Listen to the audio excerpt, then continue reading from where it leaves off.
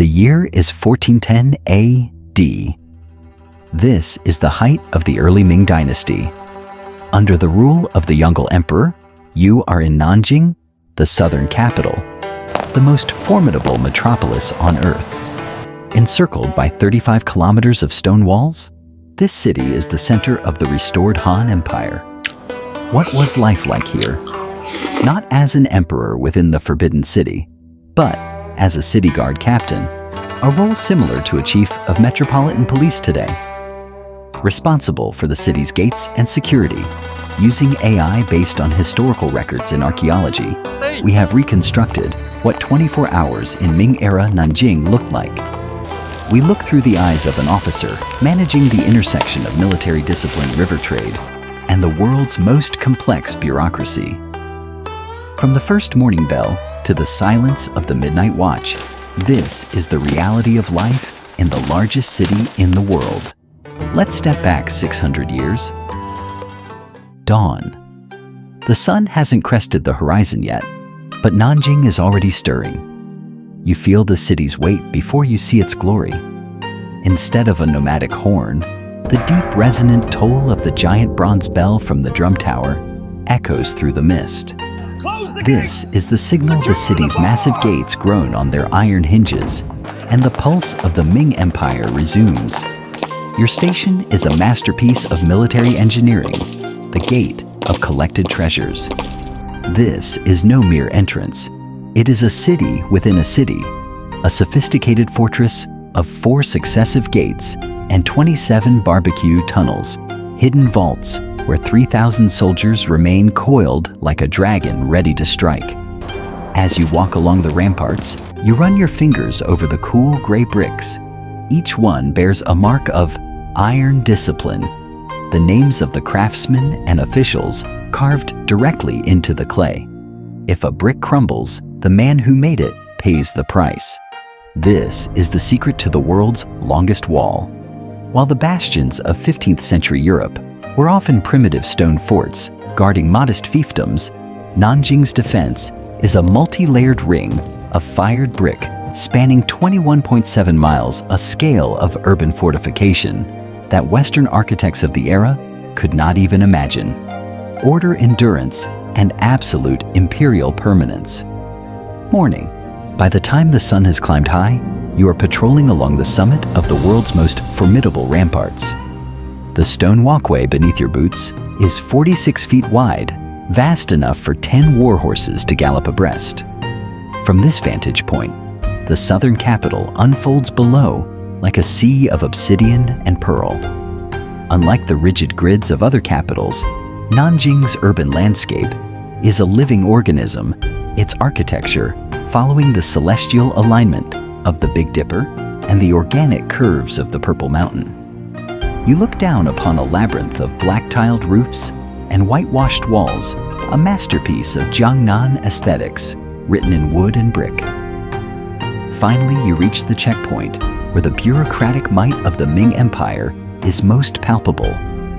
You are a city guard captain, the guardian of the state's order. Your authority is exercised through the rigorous inspection of Lu Yin, the official travel permits. In this era, no soul moves across the empire without the emperor's documented blessing. Today, a tide of scholars is pouring toward the examination halls, each clutching their papers with trembling hands, seeking to join the ranks of the scholar official elite. While other civilizations are still struggling with feudal fragmentation, you manage a system of unparalleled central control. You verify the identification of every traveler, ensuring that the Ming's internal security remains impenetrable. It is a striking contrast. While the Ming dynasty operates a sophisticated civil service and a standardized passport system, much of the outside world is still governed by local warlords and oral decrees. Here, literacy and documentation are the ultimate weapons of the state. Your task is to ensure that only those with legitimate business enter the heart of the capital, maintaining the absolute social hierarchy that keeps the Middle Kingdom stable and supreme. As you descend from the ramparts, your path takes you along the shimmering shores of Xuanwu Lake. This vast imperial lake, nestled against the northern city walls, serves as a natural fortress and a place of quiet majesty. You pass the 5 islands, connected by arched bridges, watching the early morning mist cling to the lotus blossoms. Here, among the weeping willows, you see the Imperial Archives building the Yellow Register Archives, where the census records of millions of Ming subjects are guarded by the lake's waters. It is a rare moment of tranquility where the city's rigid defense meets the soft beauty of Jiangnan nature. Mid-morning, your duties lead you past the Grand Bowen Temple, the spiritual crown of the southern capital. Standing before the porcelain tower, you witness a marvel that defies the limits of human craft. Under the high sun, the pagoda's white porcelain bricks glow with a celestial radiance, reflecting a prism of colors that can be seen for miles. As the wind sweeps through the complex, you hear the haunting melody of 80 bells, tiny bronze chimes hanging from the eaves of the porcelain tower, singing in a discordant yet divine harmony. This is where the Ming soul finds its equilibrium, the rigid moral order of Confucianism, meeting the serene transcendent peace of Buddhism. As you inspect the temple grounds, your eyes are drawn to the intricate dugong brackets supporting the massive eaves. This is a masterpiece of Ming engineering, a complex interlocking system of wooden joints that requires not a single metal nail. These brackets allow the giant structures to flex and sway, surviving the violent tremors of the earth that would crumble the stone cathedrals of the West. While 15th century European architects were still mastering the heavy stone buttress to prevent their walls from collapsing, the Chinese masters had already perfected a flexible, seismic-resistant modular system that combines absolute stability with ethereal beauty. Leaving the temple, you walk past the Guozijian, the Imperial Academy. Behind these walls, the giant administrative brain of the empire is forged. You observe the silence of thousands of scholars, the intellectual elite who will soon manage the Ming's vast bureaucracy.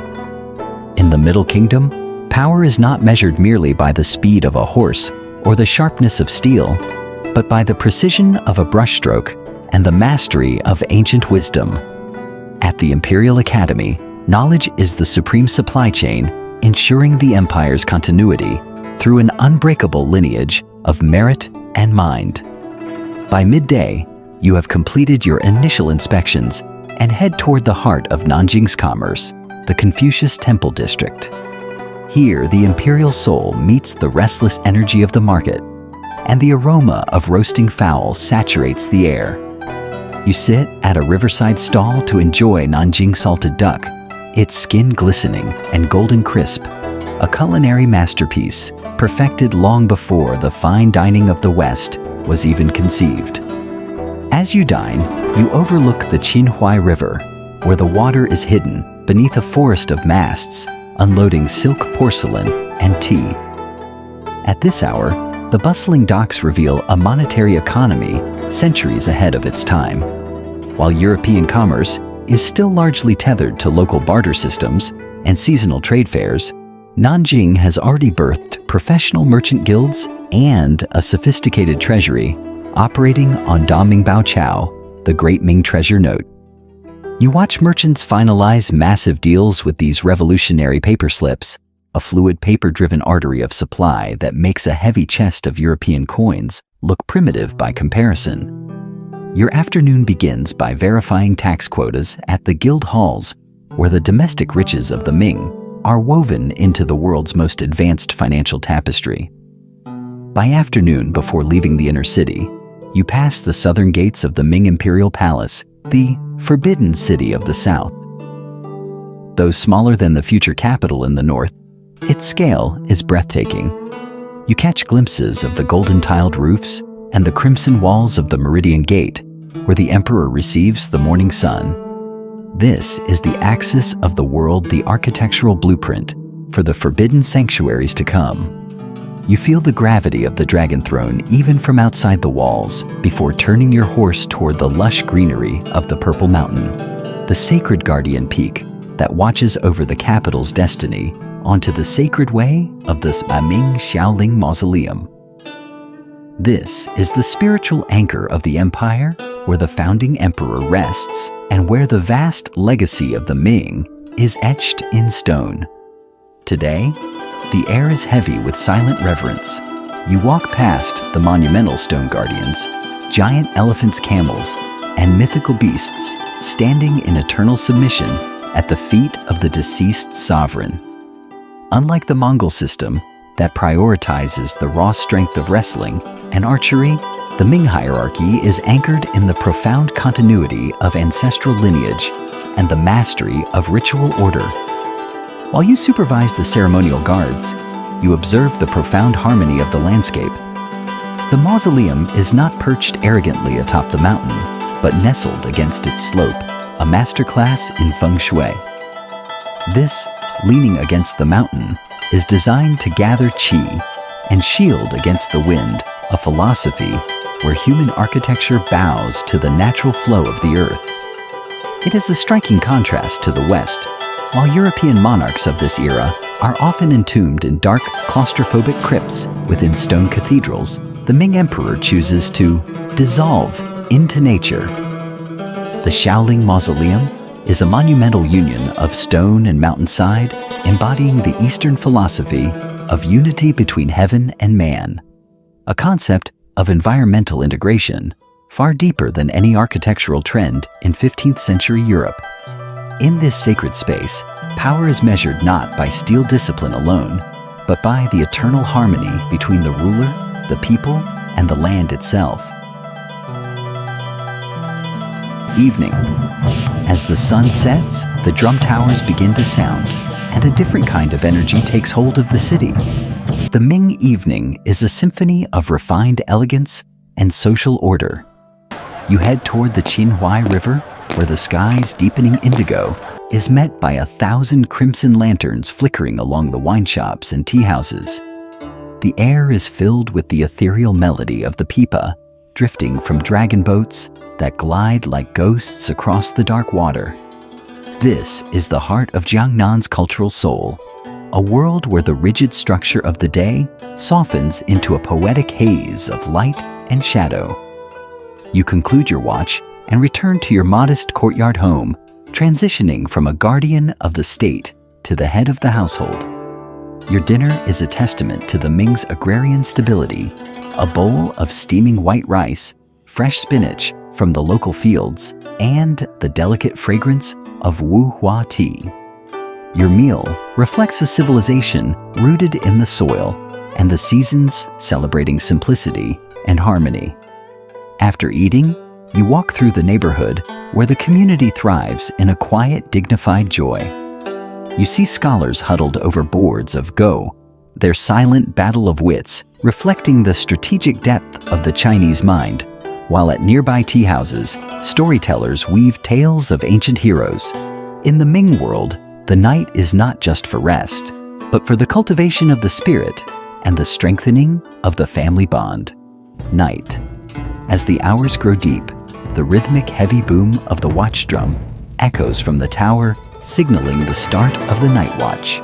In the silence of Nanjing, the city's massive gates are slammed shut, their bronze locks sealed with imperial wax.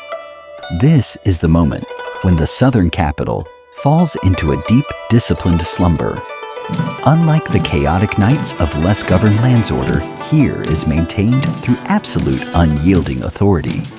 It is said that under the protection of the Ming walls, fire and crime are the only enemies, and they are kept at bay by the shadow of the sentinel's blade and the vigilance of the watchman's lantern. You return to your post, not to a comfortable bed, but to the summit of the ramparts. You do not sleep in the luxury of a mansion. Instead, you rest in the stone guardhouse perched atop the gate. Your ears always tuned to the rhythmic strike of the bamboo clappers.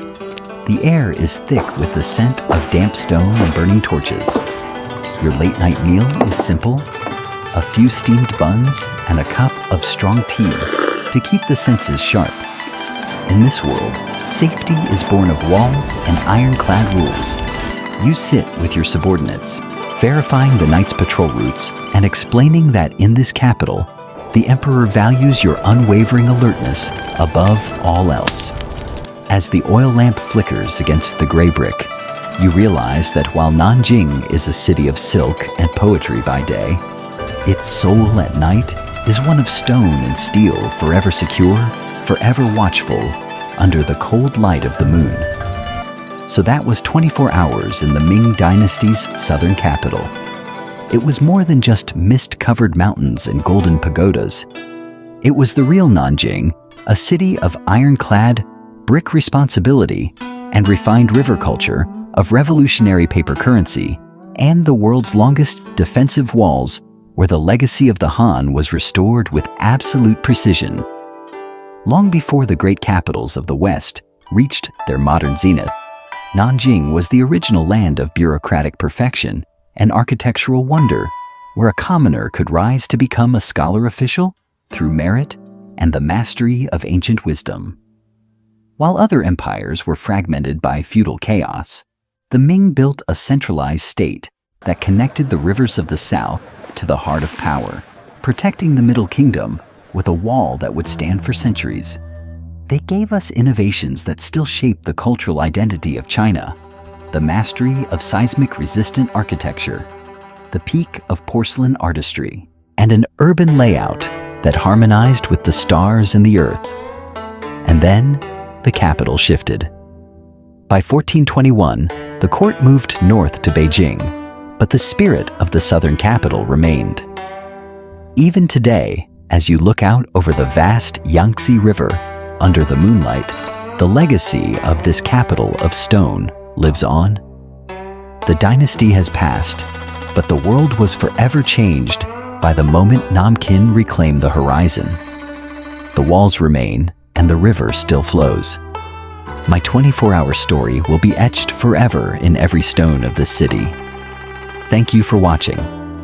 If you enjoyed this journey through Ming-era China, hit subscribe and leave a comment. Which ancient civilization should we visit next? As always, we'll see you in the past.